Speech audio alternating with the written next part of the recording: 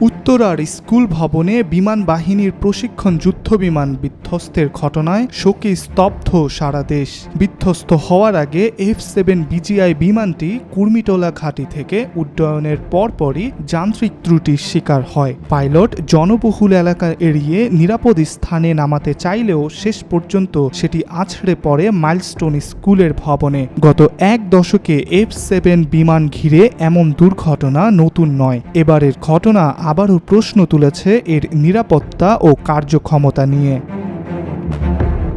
2008 সালে টাঙ্গাইলে বিধ্বস্ত হয়ে প্রাণ হারান স্কোয়াড্রন লিডার মোর্শেদ হাসান। 2015 সালে বঙ্গোপসাগরে নিখোঁজ হন পাইলট তাহমিদ রুম্মান। 2018 সালে মধুপুরে দুর্ঘটনায় নিহত হন পাইলট আরিফ আহমেদ। প্রতিবারই সম্ভাব্য যান ত্রুটির কথা উঠে এসেছে। শুধু বাংলাদেশেই নয়, 2020 সালে পাকিস্তান এবং 2022 সালে ইরানেও বিধ্বস্ত হয় F-7 বিমান, যার কোনোটিতেই বেঁচে ফেরেননি পাইলটরা।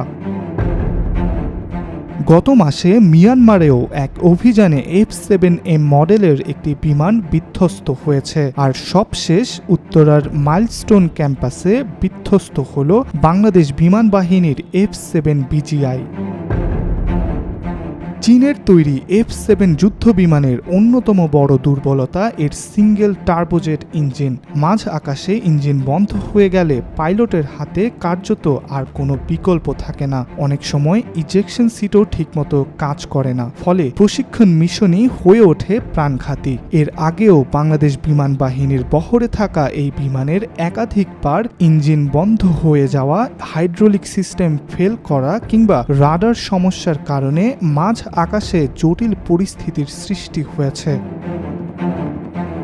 বিভিন্ন সূত্র অনুযায়ী বাংলাদেশ বিমান বাহিনীর বহরে রয়েছে মোট 36টি F-7 যুদ্ধ বিমান। এর মধ্যে বেশিরভাগই F-7 বিজিআই ভ্যারিয়েন্ট। এর পাশাপাশি রয়েছে F-7MB ও FT-7 মডেলও।